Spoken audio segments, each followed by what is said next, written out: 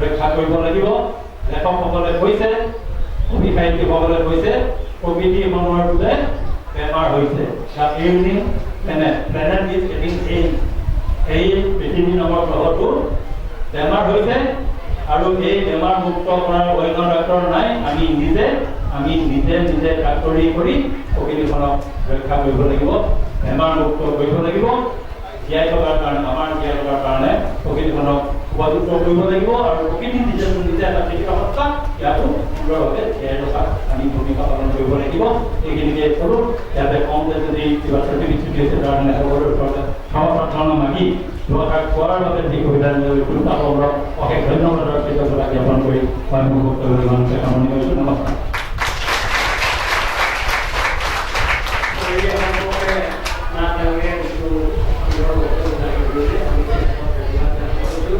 এতিয়া এটা এই বিদ্যালয়ৰ ছাত্ৰ ছাত্ৰীসকলে নৃত্য পৰিৱেশন কৰিব।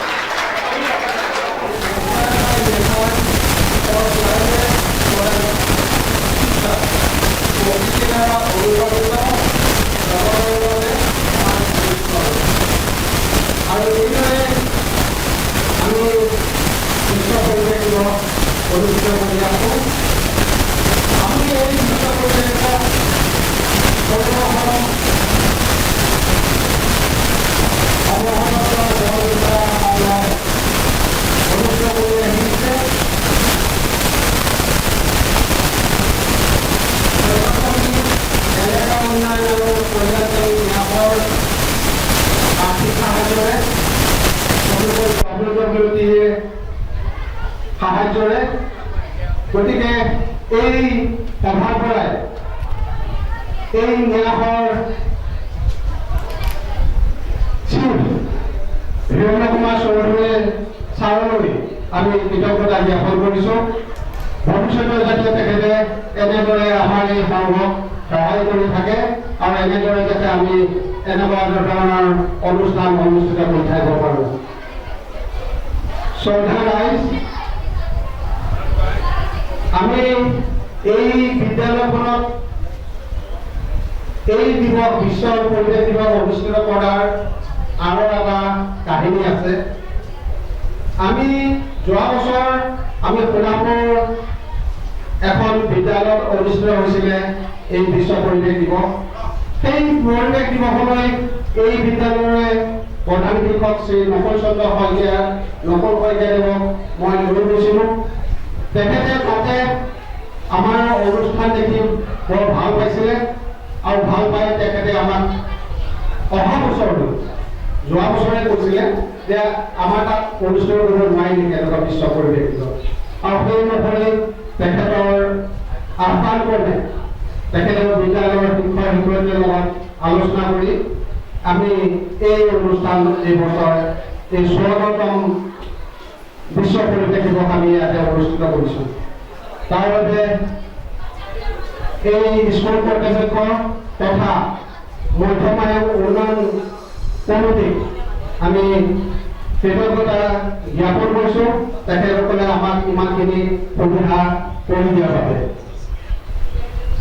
এই বিদ্যালয়ৰ তৰফৰ পৰা আৰু উন্নয়ন কমিটিৰ তৰফৰ পৰা আমাৰ অৱসৰপ্ৰাপ্ত বৰপেলাসকলক সম্মানিত কৰিছে। গতিকে মই আমাৰ উপস্থিত থকা অৱসৰপ্ৰাপ্ত বন বিধায়কসকলৰ নাম মই কৈ যাম আৰু সেই অনুসৰি তেওঁলোকে যাতে আগবাঢ়ি আহি তেওঁলোকৰ সম্বৰ্ধনা গ্ৰহণ কৰে আৰু তেওঁ আপোনাক নিজৰ নিজৰ ঠাইতে কৰি থাকিব আৰু তাতে সম্বৰ্ধনা জনোৱা হ'ব।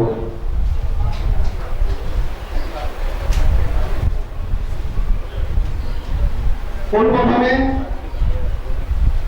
মই নাম কৈছোঁ ৰুদ্ৰচন্দ্ৰ গোস্বামীদেৱ।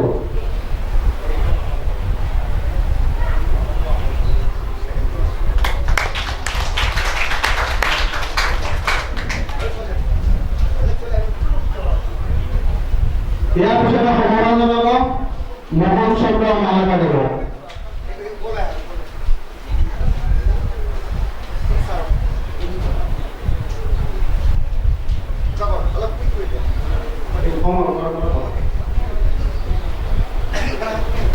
ইয়াৰ পিছতে সম্বৰ্ধনা জনাব আমাৰ সংঘৰ সভাপতি সৰজিৎ দত্তদেৱ।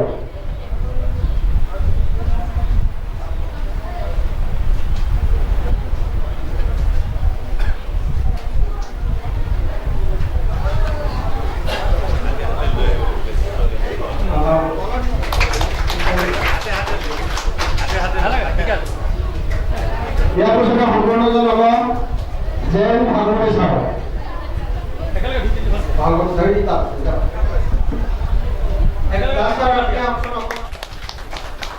ইয়াৰ পিছতে অসমীয়া সম্পূৰ্ণ জনাব SK শিলচৰ। তাৰপিছতে সম্পূৰ্ণ জনাব BN পাঠক। ইয়াৰ পিছতে সম্পূৰ্ণ জনাব আমাৰ ইয়াৰ পিছতে সম্পূৰ্ণ জনাব F. Rahman Shah.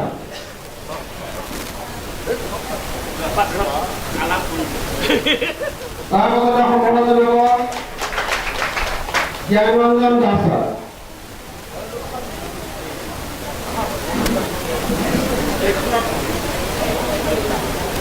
তাৰপিছতে সম্পূৰ্ণ জনাব মাধুৰ্য। তাৰপিছতে সম্পূৰ্ণ জনাব ৰমেন দাসদেৱ।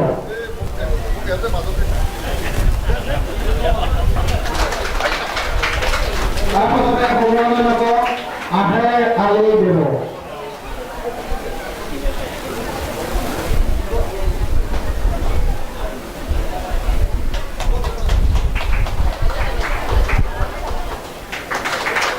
তাৰপিছতে সম্পূৰ্ণ জনাব বিদ্যুৎ বৰঠাকুৰ দেৱ।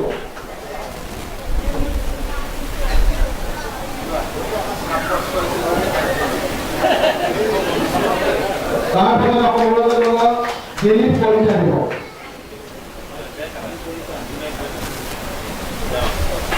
তাৰ পাছতে খবৰ জনাব সমীৰ বৈদ্য। তাৰ পাছতে খবৰ জনাব আমাৰ সংঘৰ ট্ৰেজাৰাৰ ৰাজেন পাঠা দিব।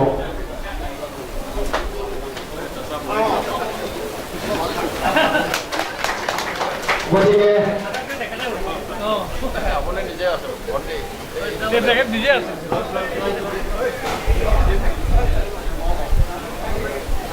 এবাৰ আমাৰ খবৰটা জনাব আমাৰ মায়ক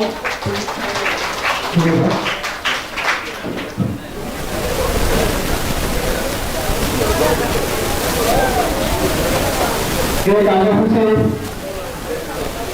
সমাপ্ত হচ্ছে। পিছৰ কাৰ্যসূচী ধন্যবাদ। আদৰণি পৰ্বৰ পিছত আজি এই উপস্থিত থকা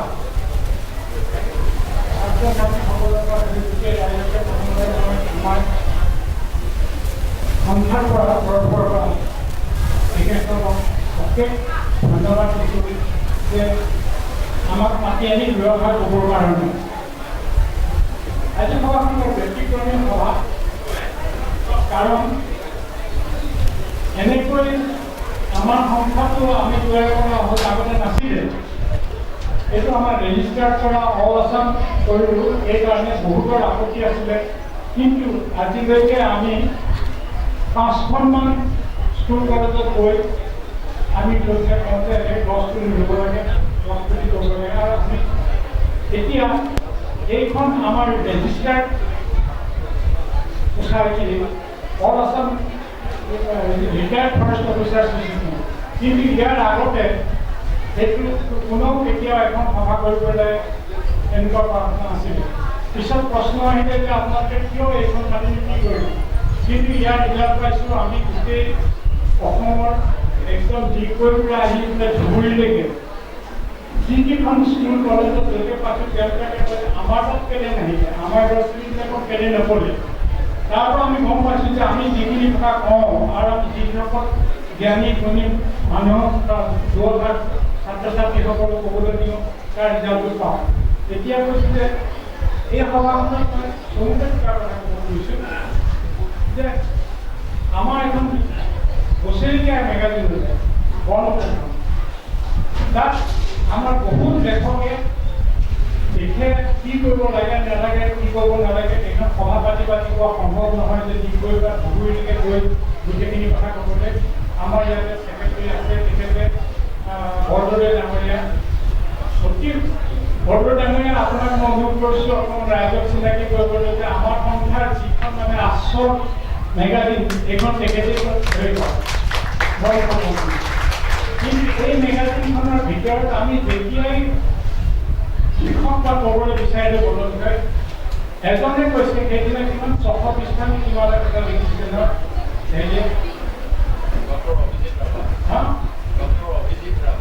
অভিজিৎ ৰাভা, তেখেতে এটা আৰ্টিকল লিখিছে কিমান যে 600 পেজৰ। এতিয়া ক'বলৈ গ'লে চাওকচোন, যদি এজনে 600 পেজৰ তেনেকৈ আমাৰ তেনেকুৱা কিমান মেগাজিন দিছে। এই অনুষ্ঠানটোৰ আৱশ্যকতা প্ৰয়োজন 10 পুলি ৰোৱা, জাগালৈ চোৱা, ধুবুৰীৰ পৰা দিগবৈলৈকে গৈ পেলাই খোৱা, সেইটোৰ আমি ৰিজাল্টটো পাইছোঁ। এইখনে প্ৰথম অনুষ্ঠান যে ৰেজিষ্টাৰ আমি সংখ্যা বনাইছোঁ, কিন্তু আমি নিজে চব নকৰোঁ। আমি প্ৰত্যেক বছৰে এটা ঠিকানা ঠিক কৰি দিছোঁ যে আমি এখন স্কুল বা এখন কলেজত গৈ আমাৰ ছাত্ৰ ছাত্ৰীসকলক কম যে এখন সভাই কি কি কাম কৰিব পাৰে আৰু কি কি কৰিলে আপোনালোকে পৰিৱেশ বুলি ক'লে পৰিৱেশটো আমি উপযুক্ত বক্তাসকলে ইমান দীঘলীয়াকৈ কৰিবলৈ মই বেছি দীঘলীয়া নকৰোঁ। পৰিৱেশ বুলি ক'লে এতিয়া যদি আমি ডেৰাডুনলৈ যাওঁ, ডেৰাডুন পাহাৰৰ ওপৰত 8 দিন পানী, কিন্তু আমি পৰিৱেশটো ভাল কৰিবলৈ তাৰপৰা পানী স্পেচিফিক ইয়ালৈ লৈ আহি দিব নোৱাৰোঁ। কিয় নোৱাৰোঁ সুধিলে এটা উত্তৰটো দিব লাগিব। যিবিলাক ফৰেষ্ট অফিচাৰ বিষয়াসকলে গোটেই ভাৰতবৰ্ষৰ পৰা গৈ এনেধৰণৰ ট্ৰেইনিং দিছে, তেওঁলোকে এটা এনচাৰ উত্তৰটো দিব পাৰিব। সেই বছৰে পানী গেলাই দিব নোৱাৰোঁ আৰু য'তে ত'তে কিয় ক'ব নোৱাৰে? গতিকে এই সংস্থাটো যে আমি বনালোঁ, এই কৰিছোঁ, এইটোৰ উদ্দেশ্য হ'ল সেইটো কথা কি জানে, এজনে সুধিছিলে আমেৰিকাৰ পৰা অহা এজন যে তোমালোকে তাত আইনগত অৰ্থৎ ডেৰাডুনৰ আইনগতবিলাকৰ পৃথিৱীবিলাক মাটিত পৰিলে কেইবা সপ্তাহো মাটিৰ লগত থাকিব লাগিব, তেতিয়া কি জাৰ্মিনেট হয়। কিন্তু সেই একেটা ব্যৱস্থাটো কি কৰে আমি বিৰাট আইনগত যেনেকুৱা পাওঁ সেই পৃথিৱীবিলাক কাম নহয়। সেই কথাটো জানিব লগা হ'লে কোনে ক'ব? সেই ডেৰাডুনৰ নিচিনা কলেজত পঢ়ি থকা পিছৰত আমি তেওঁলোকে শিকিছে বহুত কথা। এটা উদাহৰণ দিছোঁ, সেই ভূমিকা আজি যদি আমি গাঁৱে ভূঞে গৈ চবকে কওঁ, চবকে তাৰ সেইটো কাম কৰোঁ যে সেই কৰ্মটো বিক্ৰী কৰিলে 8 দিন কিমান দিন মানে সেই গৰ্ভত থাকা দিব তেতিয়া গজা দিব।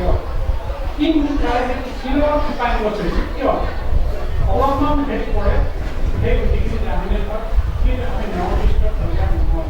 গতিকে আমাৰ সংস্থাটো ৰেজিষ্টাৰ হেৰি কৰি প্ৰথম বুলি ক'ব লাগিব কোনোবা এতিয়া আমি আমাৰ মেগাজিন আছে তাত আপোনালোকৰ লিখা থাকিলে ভাল লিখা থাকিলে তেখেত আছে দিব আৰু এই পৰিৱেশ কৰি থাকিলে হয়তো বুজিব কি কৰিছে কিহৰ পৰিৱেশ সেই কথাখিনিকে বুজাই দিবৰ সহজ সৰলভাৱে আমি এনেকুৱা মিটিংবিলাক পাতি আমি এটা প্ৰগ্ৰেম কৰিছোঁ প্ৰত্যেক বছৰে।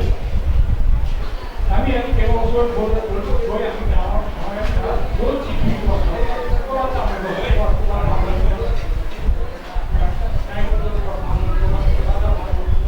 নহয়, এইবিলাকৰ কাৰণ আছে।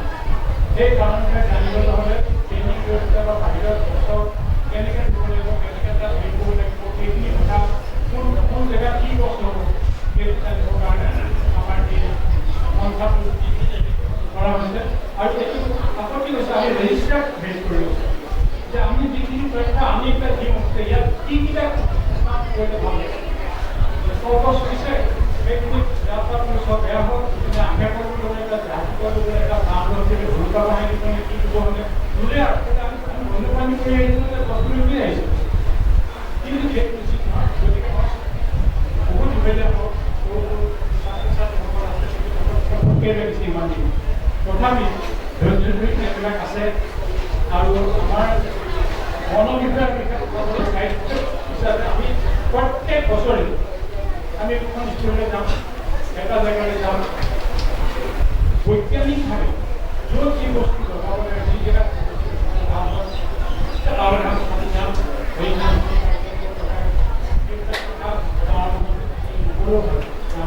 আমাকে শিকাব।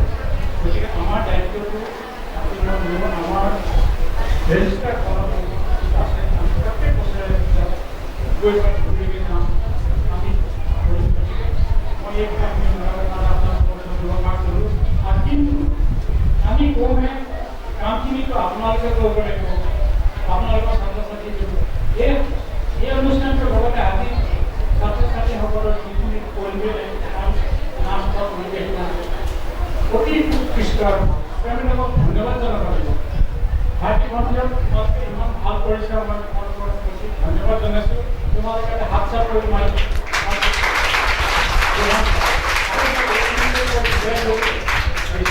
বেছি কথা নোখোৱাই দুখৰ জাতি নোখোৱাই গতিকে ইয়াৰ পিছতে আছে ভগা বিতৰণি কোনে ধৰিব? 54তম বিশ্ব পৰিৱেশ দিৱস অনুষ্ঠিত আজি মুকলি সভাত বিকল্পন আদি কাৰ্যসূচী হৈছে। কিন্তু আমি ইয়াতে আমি ঘোষণা কৰিছিলোঁ আৰু তেনেকৈ বাতৰিকাকতত পাব্লিছ কৰিছিলোঁ যে আমি 4টা শিতান আকস্মিক পত্ৰিকা, তৰ্ক প্ৰতিযোগিতা, ছবি অঁকা প্ৰতিযোগিতা আৰু ৰচনা লিখা প্ৰতিযোগিতা এই 4টা বিভাগত আমি প্ৰতিযোগিতা অনুষ্ঠিত কৰাৰ কথা আছিলে। কিন্তু হয় আমি আজি অনুষ্ঠিত কৰা নহ'ল, কিন্তু ইয়াৰ আজি 3-4 দিনৰ আগতে এই স্কুল কৰ্তৃপক্ষৰ জৰিয়তে আমি এই প্ৰতিযোগিতাসমূহ অনুষ্ঠিত কৰিছিলোঁ। তাতে আমি যিসকল ছাত্ৰ ছাত্ৰীয়ে ভাল ফল দেখাইছিলে তাৰে আজি বঁটা বিতৰণী বিষয়ে মই আগবঢ়াব ওলাইছোঁ। আকস্মিক বক্তৃতাৰ এই গ্ৰুপৰ প্ৰথম পুৰস্কাৰ লাভ কৰিছে হিমাংশু দাস আৰু তেখেত আহি আমাৰ এই মঞ্চৰ পৰা তেওঁৰ পুৰস্কাৰ গ্ৰহণ কৰিবলৈ অনুৰোধ জনালোঁ। আৰু আমাৰ এই পুৰস্কাৰটি প্ৰদান কৰিব আজি সভাৰ সভাপতি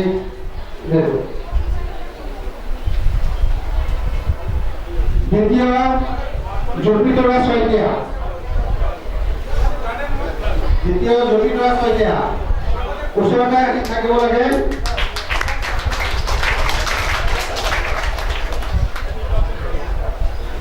আৰু ছাত্ৰ ছাত্ৰী যিসকলে এই প্ৰতিযোগিতাত ফলাফল ভাল কৰিছিলে তেওঁলোকে জানে।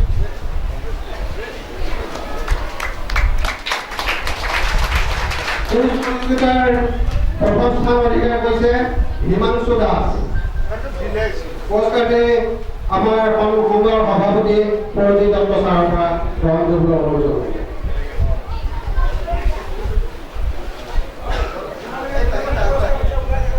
দ্বিতীয় ৰিদীপ শইকীয়া,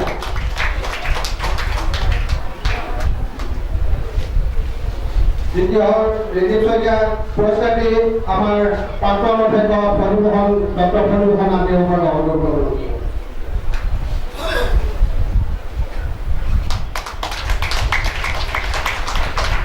ড্ৰয়িং কম্পিটিশ্যনৰ প্ৰথম পুৰস্কাৰপ্ৰাপ্ত পাহি বৰা পুৰস্কাৰটি আমাৰ সভাপতিৰ পৰা গ্ৰহণ কৰিব। দ্বিতীয় মৃগেন শইকীয়া, এই পুৰস্কাৰটি আমাৰ গোস্বামী ছাৰৰ পৰা ল'বলৈ অনুৰোধ।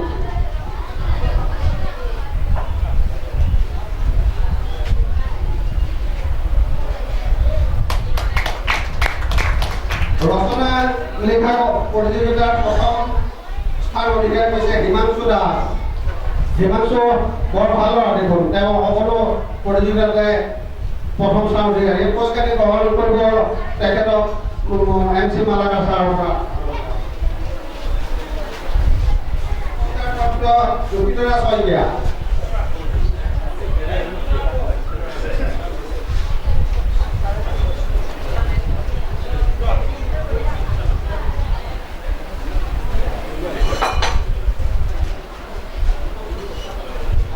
সভাপতিৰ পৰা পুৰস্কাৰ গ্ৰহণ কৰি আছে জ্যোতিতৰা শইকীয়াই। এই গ্ৰুপৰ ফলাফল আমি ঘোষণা কৰিবলৈ ওলাইছোঁ। সৰ্বপ্ৰতিযোগিতাৰ প্ৰথম স্থান অধিকাৰ কৰিছে পৰাণ বৰা।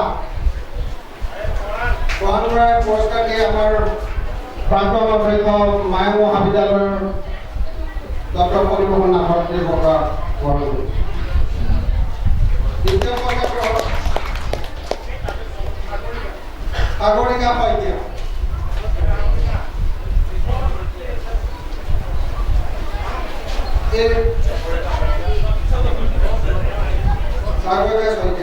তেখেতে পুৰস্কাৰটি আমাৰ মিমিৰ হাজৰিকা দেৱৰ পৰা।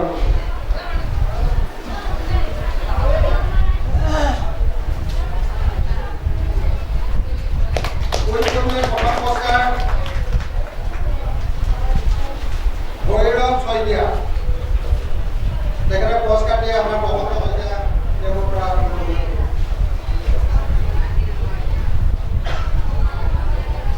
দ্বিতীয় পুৰস্কাৰ আংকুশ চৌধুৰী, তেখেতৰ পুৰস্কাৰটি আমাৰ সন্ধাৰ সভাপতি ৰাজ্যিক সভাৰ সভাপতিৰ পৰা।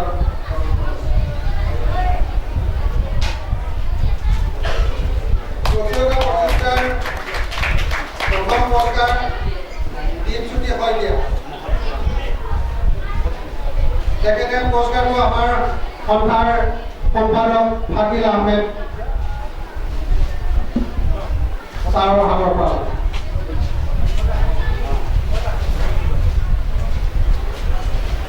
দ্বিতীয় পুৰস্কাৰ লীনা শইকীয়া,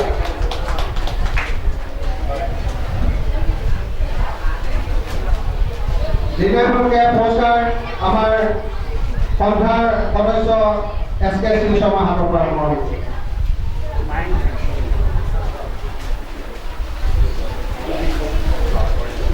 ৰচনা প্ৰতিযোগিতাৰ প্ৰথম পুৰস্কাৰ প্ৰাপ্ত ডিম্পী শইকীয়া তেখেতে পুৰস্কাৰ দিয়ে আমাৰ সংঘৰ সদস্য অমল শৰ্মাদেৱৰ পৰা গ্ৰহণ কৰিব।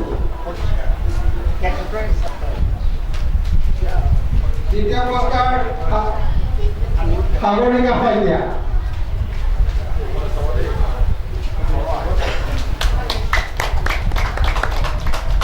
সাগৰিকা শইকীয়াই পুৰস্কাৰটি গ্ৰহণ কৰিব আমাৰ সংঘৰ সন্মানীয় সদস্য PN বৰদলৈ ছাৰৰ পৰা।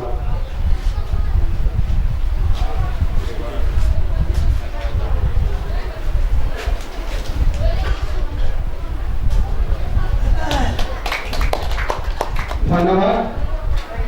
পুৰস্কাৰ ইমানেই আছে আৰু পুৰস্কাৰ প্ৰাপ্তসকললৈ আমাৰ সংঘৰ তৰফৰ পৰা শুভেচ্ছা জ্ঞাপন কৰিছোঁ আৰু পৰৱৰ্তী কাৰ্যসূচী চলাই দিবলৈ সভাপতি অনুৰোধ কৰিছোঁ।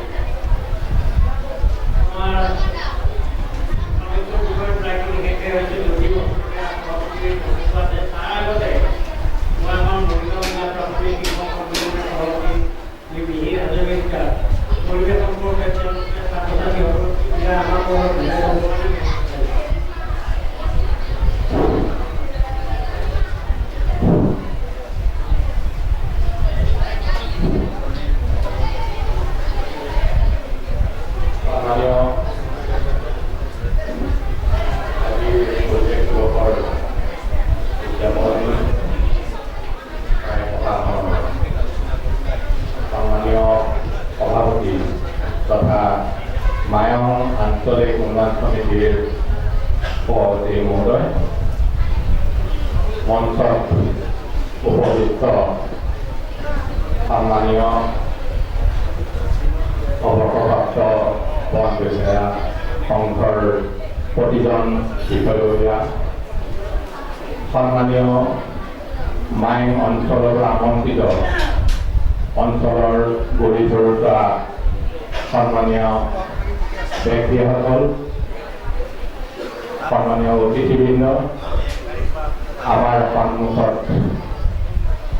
আসন অলংকৃত কৰি থকা মৰমৰ ছাত্ৰ ছাত্ৰীসকল, আমি আমাৰ বক্তব্যৰ আগত আমি এই সম্পৰ্কে আজিৰ এই সভাখন আয়োজক সম্পৰ্কে মই সুস্থভাৱে দৰকাৰ কথা ক'ব বিচাৰিছোঁ। এই সভাখন যোৱা কেইদিনমানৰ আগত এইখন বিদ্যালয়ৰ মধ্যমায়ং উচ্চ মাধ্যমিক বিদ্যালয়ৰ প্ৰধান শিক্ষক নকুল শইকীয়াদেৱৰ আহ্বান মৰ্মে বিদ্যালয়ত কেইদিনমানৰ আগত আমাক আমন্ত্ৰণ কৰা হৈছিল। এই পশ্চিম খণ্ডত অনুষ্ঠিত এই বিদ্যালয়খনৰ নিৰ্মাতা তথা এই অঞ্চলৰ উন্নয়নমূলক কামত অগ্ৰণী ভূমিকা গ্ৰহণ কৰি থকা মধ্যমায়ং উন্নয়ন সমিতিৰ সভাপতি আৰু সম্পাদক, আৰু এই চমু আলোচনাত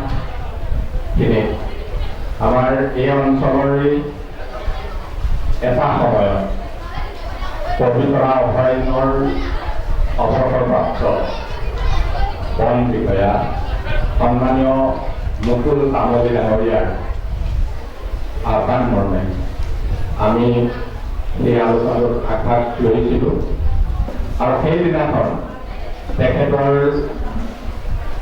প্ৰকাশিত কথাৰ মতে এই অঞ্চলত অসমৰ অৱসৰপ্ৰাপ্ত বিষয়াসকলৰ এটা সংঘৰ জৰিয়তে আগন্তুক বিশ্ব পৰিৱেশ দিৱসটি এই মধ্যমায়ং হাইস্কুলৰ প্ৰাংগণত অনুষ্ঠিত কৰাৰ মানসেৰে এই কথাখিনি আলোচনা হৈছিল। সেই সময়তে আমি সমূহে তেখেতক ধন্যবাদ জনাইছোঁ যে আমাৰ নিচিনা এই অঞ্চলত যিহেতু পবিতৰা অভয়াৰণ্য আমাৰ নিচেই কাষতে থকা আৰু আমাৰ মানুহখিনি এই সম্পৰ্কে সন্মানীয় অৱসৰপ্ৰাপ্ত মন্ত্ৰীসকলে আমাক কিছু কথা আভাস দিব আৰু সেই আভাসত আমিবিলাকে নিশ্চয় কিছু কথা আমি পুনৰ্গম্য হ'ব।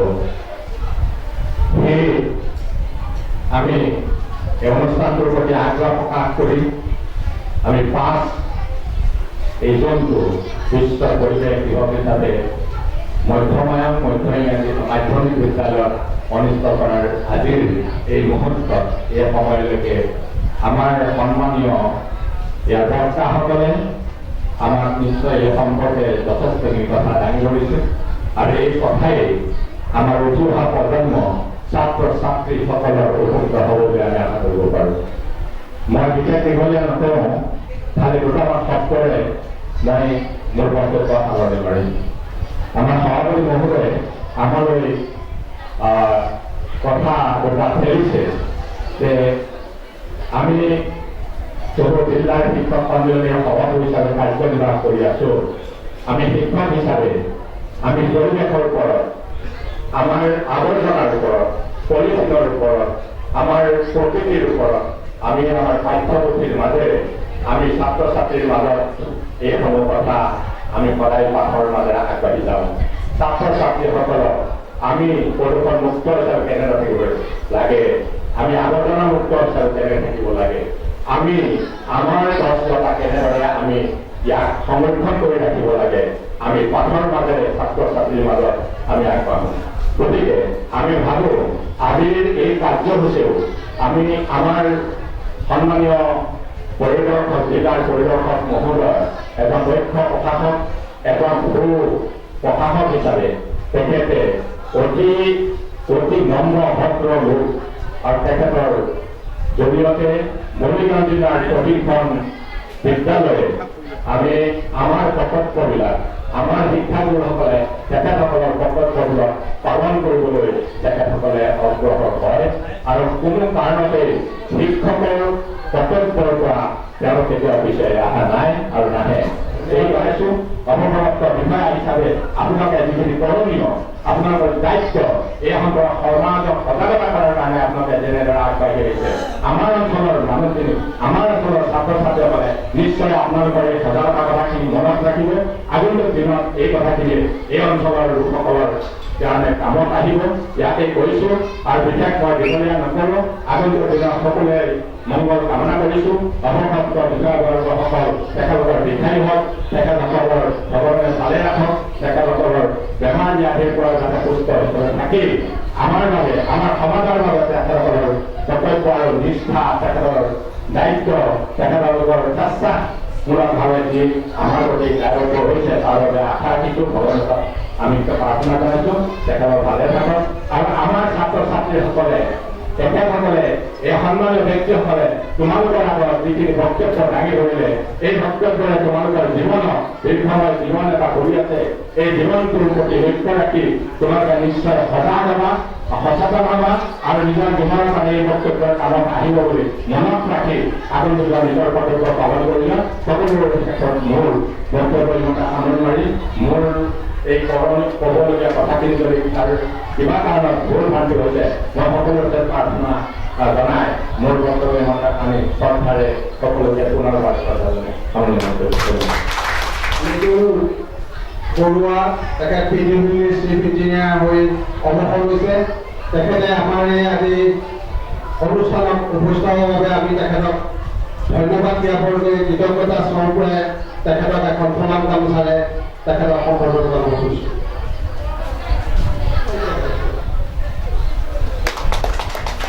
ধন্যবাদ।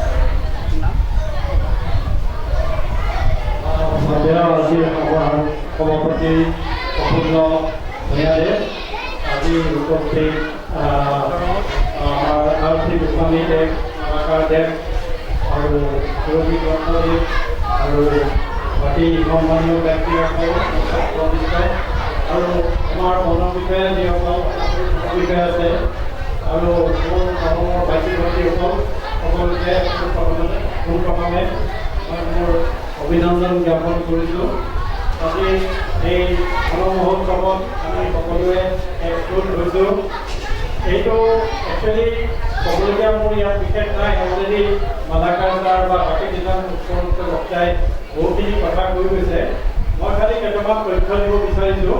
সেইকেইটা হৈছে এই যিটো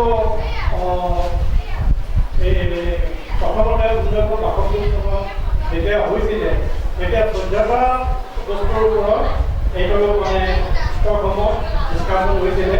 তাৰে ভিতৰত এটা মেজৰ আছিলে পলিউশ্যন কণ্ট্ৰল।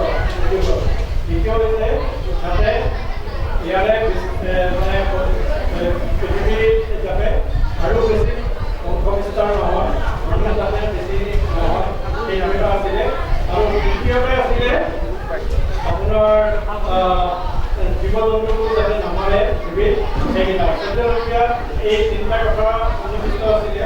পিছলৈ গৈ সেই বস্তুটো ইউনাইটেড নেশ্যন জেনেৰেল এছেম্বলিয়ে বিশ্ব পৰিৱেশ দিৱসটোৰ ওপৰত বেছি গুৰুত্ব দিলে। আৰু এইবাৰ আপোনালোকে জানে আজাৰবাইজানৰ বাকুত কেন্দ্ৰীয়ভাৱে পাতিব। তাতে প্ৰায় 150খন দেশে তাতে একগোট হৈ পেলাই এইটো পাতিব। তাৰে সকলোৰে ৰিপ্ৰেজেণ্টেটিভ যাব বাকুত গৈ পেলাই এইটো কৰিব। তেতিয়া একচুৱেলি এই গোটেই কথাখিনি জড়িত ইটোৰ লগত কিন্তু ক্লাইমেট চেঞ্জৰ লগত গ্ল'বেল ৱাৰ্মিং জড়িত, সেই তালিকাৰ পলিউশ্যন জড়িত। এতিয়া আপোনাৰ মাটিৰ তলত এতিয়া এনেকুৱা হৈছে যে মানে প্লাষ্টিকটো এনেকুৱা ধৰণে আমাৰ লগত মানে লাগি ধৰিছে যে আমি যেতিয়া আমি বজাৰৰ পৰা আহোঁ মানে এটা 4টা বস্তু যদি আনো 4টাই প্লাষ্টিকৰ মোনা আমি লৈ আনিম। আৰু আমি কি কৰিছোঁ, আমি আনি পেলাই বহুতে নলাত পেলাই দিছোঁ। আৰু এই নলাত পেলাই দিয়াৰ ফলত আজি গুৱাহাটীত আজি এই বানপানীৰ সৃষ্টি হৈছে।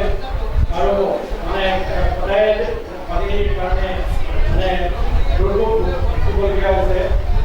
আজি এইখিনিতে মই কওঁ যে আকাৰ সংসাৰ আহিছে, গোটেই পৃথিৱীত যে গ্ল'বেল ৱাৰ্মিং হৈ আছে। আপোনালোকে জানে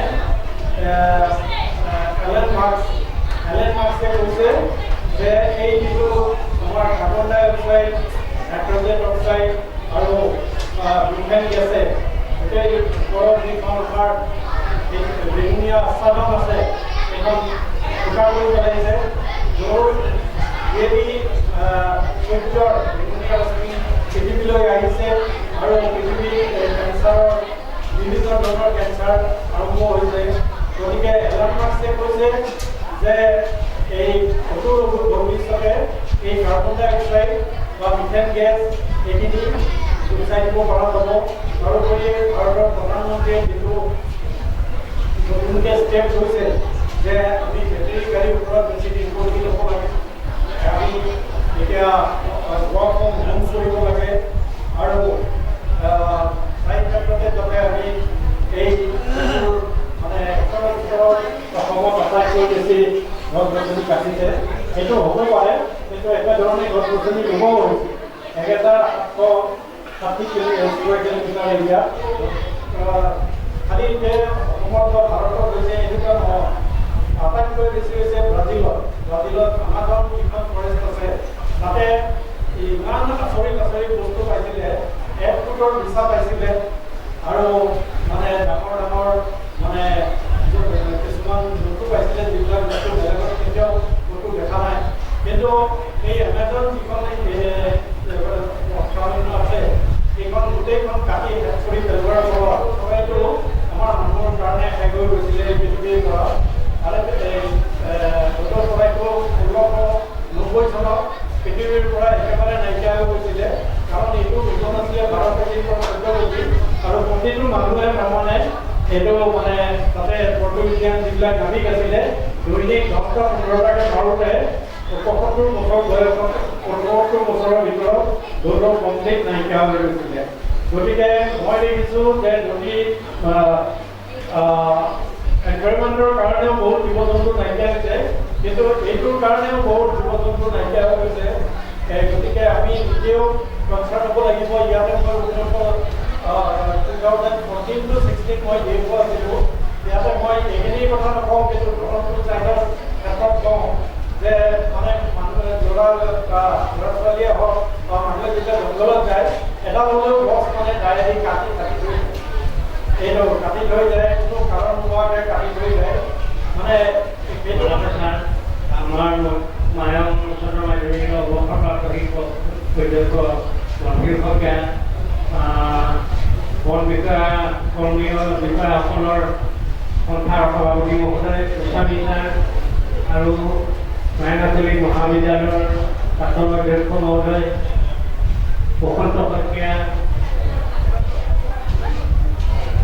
প্ৰমুখে মোৰ সন্মুখত উপস্থিত বন বিভাগৰ বিশিষ্ট গুণীজ্ঞানী অৱসৰপ্ৰাপ্ত বিষয়াসকল, মধ্যমায়ং মাধ্যমিক বিদ্যালয়ৰ শিক্ষক কৰ্মচাৰী প্ৰমুখে ছাত্ৰ ছাত্ৰীসকল,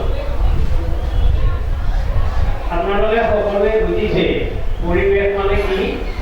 পৰিৱেশ মানে যিটো কাম কৰিলে সমাজৰ বিনষ্ট হয়, যিকোনো প্ৰকাৰৰ বায়ুমণ্ডল দূষিত হ'ব পাৰে, গছ গছনি কাটিলে বায়ুমণ্ডল দূষিত হ'ব পাৰে। এটা নলা আছে, পানী ওলাই যোৱা, সেই নলাটোত যদি জাবৰ জোঁথৰ পেলাই দি পানী জমা হৈ যাব, পানী জমা হোৱাৰ লগে লগে গুৱাহাটী চহৰত আজিকালি যিটো বানপানীৰ সৃষ্টি হৈছে, এইবিলাক কৃত্ৰিম বানপানী। এইবিলাক যদি আৰম্ভণিৰ পৰাই চিন্তা কৰিলে হয়, যেতিয়ামতে মানুহে ঘৰ দুৱাৰ নবনাই নলাবিলাক খোলা ৰাখিলে হয়, আজি গুৱাহাটীৰ মানুহে শান্তিত টোপনি মাৰিব পাৰে। কিন্তু দুবছৰমানৰ পৰা দেখিছোঁ গুৱাহাটীৰ মানুহে নৰক যান্ত্ৰণা ভোগ কৰিছে। কেতিয়া যদি বেছি বৰষুণ হয়, মানুহে টোপনি মাৰিব নোৱাৰে, মানে তালি টোপোলা বান্ধি সাজু হৈ থাকিব লাগে। এয়া হ'ল চহৰৰ কথা। গাঁও অঞ্চলতো হৈছে আমাৰ মায়ং ৰজামায়ং হাতীগুৰিয়া এইবিলাকত বৰষুণ দিলে মানে ইফালে ইফালে ৰাস্তাবিলাক হৈ যায়, পানী জমা হৈ যায়, মহ ডাহৰ উপস্থিত হয়। এইবিলাক মানুহে নিজেই সৃষ্টি কৰা পৰিৱেশ বিনষ্ট কৰাৰ ব্যৱস্থা। গতিকে যিটো কাম কৰিলে সমাজৰ অনিষ্ট হয়, এই কামৰ পৰা বিৰত থাকিব লাগে। মই মোৰ পুত্ৰকেৰে যিটো মই বুজিছোঁ, পৰিৱেশ মানে যেনেকুৱা অৱস্থা আছে সেই পৰিৱেশটো ৰক্ষা কৰিব লাগে। আমাৰ ইয়াত দেখিছোঁ এতিয়া জীৱ জন্তুবিলাক সংৰক্ষণৰ বাবে জনসাধাৰণ কিছু সচেতন হৈছে, হ'লেও যিমানটো হ'ব লাগে সিমানটো এতিয়াও হৈ উঠা নাই। তথাপি বিভিন্ন বিষয়াসকলৰ বা ৰাইজৰ আলোচনাৰ মাজেৰে জানি বুজি মানুহে বুজিছে যে জীৱ জন্তুবিলাক মাৰিলে আমাৰে অপকাৰ হয়। ডাইন'ছৰ আৰু ডাইন'ছৰবিলাক শেষ হৈ গ'ল। এতিয়া ডাইন'বিলাকো যদি এটা সময়ত হৈছিলে 2016 চনৰ আগলৈকে অসমত হৈছিলে এই অৱস্থাটো, গড় মাৰি একেবাৰে প্ৰায় শেষ কৰি দিছিলে। তথাপি 16 চনৰ পিছত গড়বিলাকে অলপ ৰক্ষা পালে, জীৱ জন্তুবিলাক বাচিল। আমাৰ মায়ঙত কিন্তু ইমান বেছি হোৱা নাছিল, কাৰণ ইয়াৰ ৰাইজ সচেতন আৰু আপোনালোকে বহুত বন বিষয়ে নাজানে, এই পবিতৰাখন ৰাইজে সৃষ্টি কৰা। এইটো মানে এই তাহানিৰ দিনৰে বন বিভাগৰ অভয়াৰণ্য নহয়, এইটো ৰাইজে দুটা ৰিজাৰ্ভ, এটা পিজিয়াৰ পবিতৰা পিজিয়াৰ আৰু হাতীগড় পিজিয়াৰ, এই দুটা লগ কৰি পবিতৰা অভয়াৰণ্য সৃষ্টি কৰিলে ফলত মানুহৰ সংখ্যাটো বাচি গ'ল। জীৱ জন্তু হ'ল অলপ, কিছু জীৱ জন্তু বেছিও হৈছে, অৱশ্যে ভবাতকৈ বহুত বেছি হৈছে। গাহৰি, বনৰীয়া ম'হ, বনৰীয়া গৰু এইবিলাক বেছি হৈছে ভবাতকৈ। এইবিলাকে অকণমান মানুহৰ অশান্তিৰ সৃষ্টি কৰে। তথাপি আমি জীয়াই থাকিব লাগিব, তেওঁলোকৰ লগত মিলি জুলি জীয়াই থাকিব লাগিব।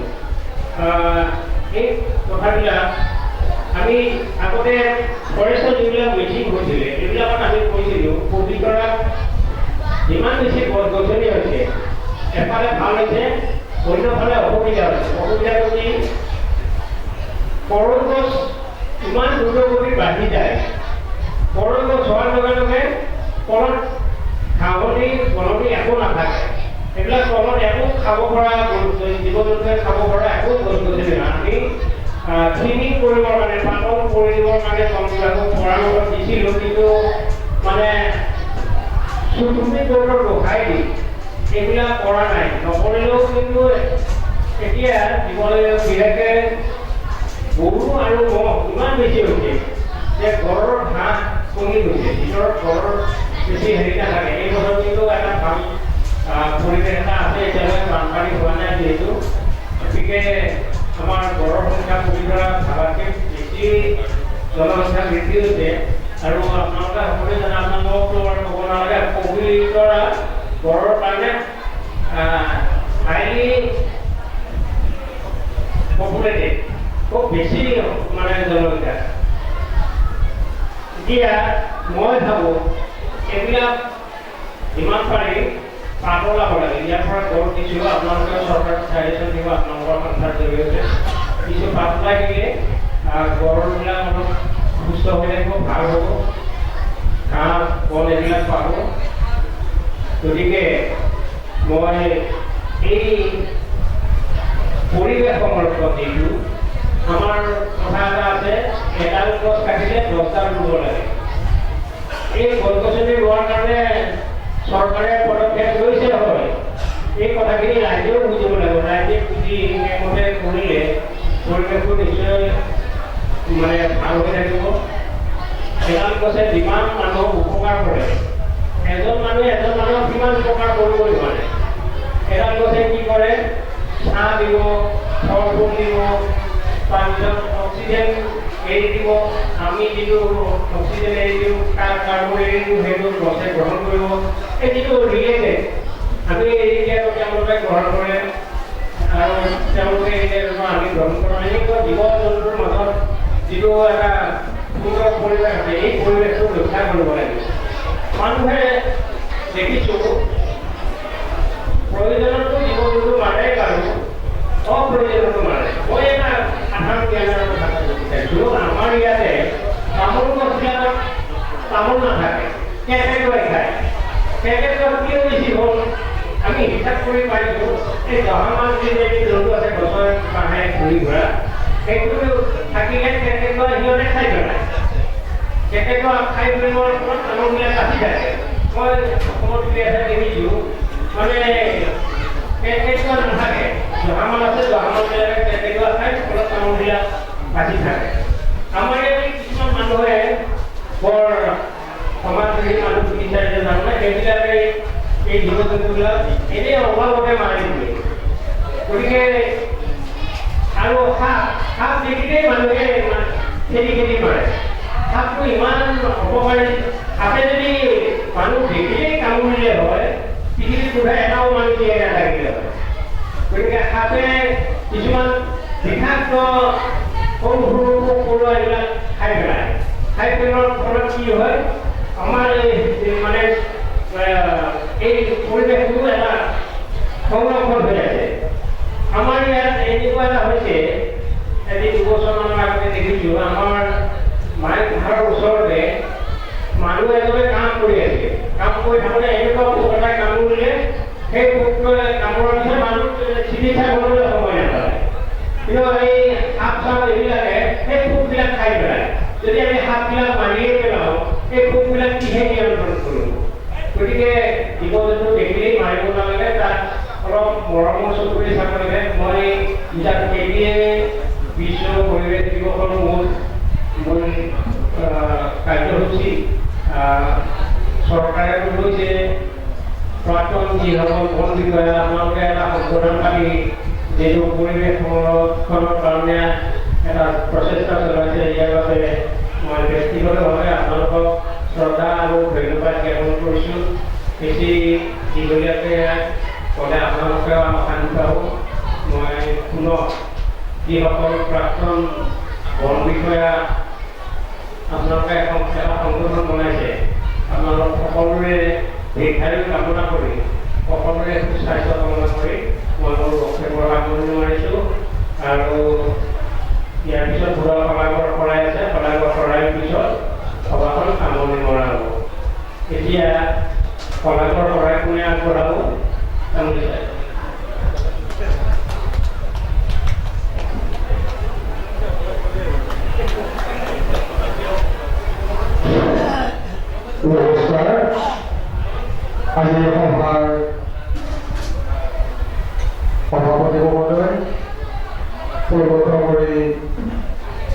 মঞ্চত উপবিষ্ট বিশিষ্ট ব্যক্তিসকল, সদৌ অসম অৱসৰপ্ৰাপ্ত বন বিষয়া সংঘৰ সন্মানীয় সদস্যবৃন্দ, মধ্যমান মাধ্যমিক বিদ্যালয়ৰ শিক্ষক শিক্ষয়িত্ৰী তথা ছাত্ৰ ছাত্ৰীসকল আৰু শ্ৰদ্ধাৰ ৰাইজ, মিটিং আজি সভাৰ শেষ হ'ব হৈছে। সমাগমৰ শৰাই আগবঢ়াব জনাইছে সভাপতিয়ে। হয়, আমি আজি সভাপতি যিয়ে আজি এই সভাখন পৰিচালিত কৰিছে, তেখেত বৰ ব্যস্ত মানুহ। তেওঁ এই অঞ্চলৰ বিভিন্ন অনুষ্ঠান প্ৰতিষ্ঠানৰ লগত তেখেত জড়িত হৈ থাকে। গতিকে তাৰ মাজতো যে আজি আহি আমাৰ মাজত থাকি আজি সভাখন সুচাৰুৰূপে পৰিচালিত কৰিলে, তাৰ বাবে তেখেতক আমাৰ সংঘৰ তৰফৰ পৰা সমাগৰ শৰাই আগবঢ়াইছোঁ। মই সমাগৰ শৰাই আগবঢ়াইছোঁ মধ্যমান মাধ্যমিক বিদ্যালয়ৰ প্ৰধান শিক্ষক প্ৰমুখ কৰি শিক্ষক শিক্ষয়িত্ৰীসকল, মধ্যমান উন্নয়ন সমিতিৰ সভাপতি তথা সম্পাদক প্ৰমুখ কৰি সদস্যবৃন্দ, তেখেতসকলৰ প্ৰচেষ্টা আজি আমাৰ এই সংঘৰ তৰফৰ পৰা আমি যুটীয়াভাৱে এই অনুষ্ঠান আজি বিশ্ব পৰিৱেশ দিৱস অনুষ্ঠিত কৰা যিখিনি সা সুবিধা কৰি দিয়ে তাৰ বাবে তেখেতসকলক সমাজৰ শৰাই আগবঢ়াইছোঁ। আমি শৰাই লৈছোঁ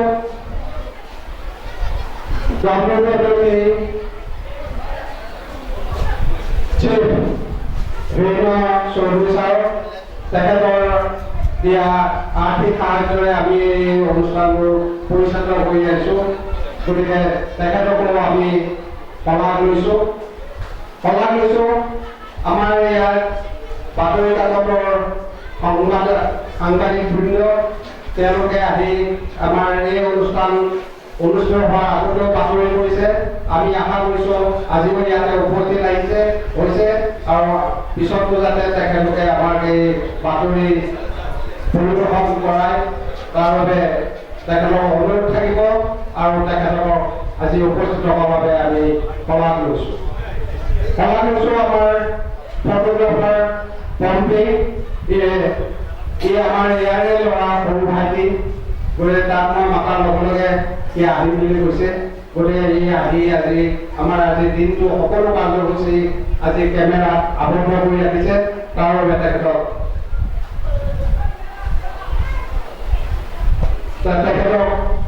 আমি আমাৰ সংঘৰ তৰফৰ পৰা শলাগ লৈছোঁ আৰু ভৱিষ্যতে যাতে তেওঁ আমাক যিকোনো অনুষ্ঠানত তেখেতে আমাক গৈ পেলাই আমাক এনেদৰে সহায় সহযোগিতা কৰে। গতিকে ইয়াতে হয়তো আমাৰ কিবা ভুল ভ্ৰান্তি হ'ব পাৰে, কোনোবা হয়তো পাঠ কৰি যাব পাৰে। সংমণ্ডল প্ৰাধিকাৰী মহোদয় অলাক চাকচানা আজি ইয়াতে আহি উপস্থিত হৈছেহি। গতিকে তেখেতক আমি মঞ্চলৈ আমন্ত্ৰণ জনাইছোঁ।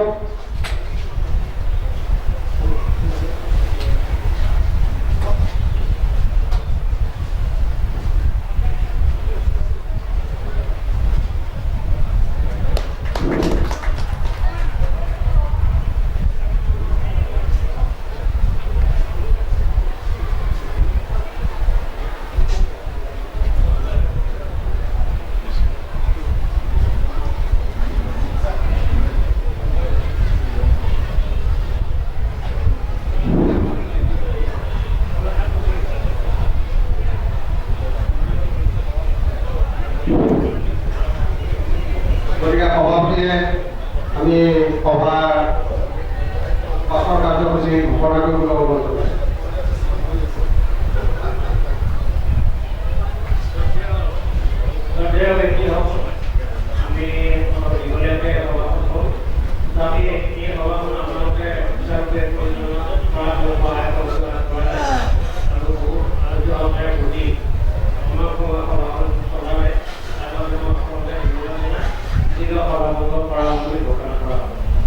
Gracias.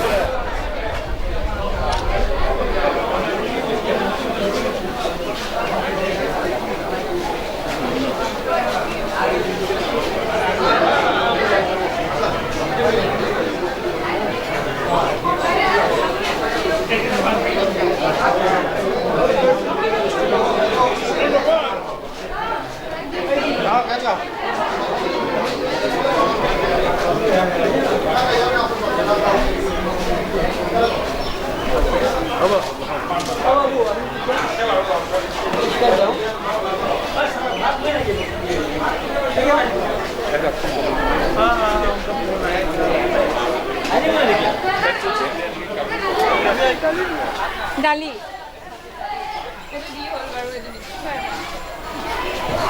মোক এইবিলাক খালি যে একেলগে মানুহ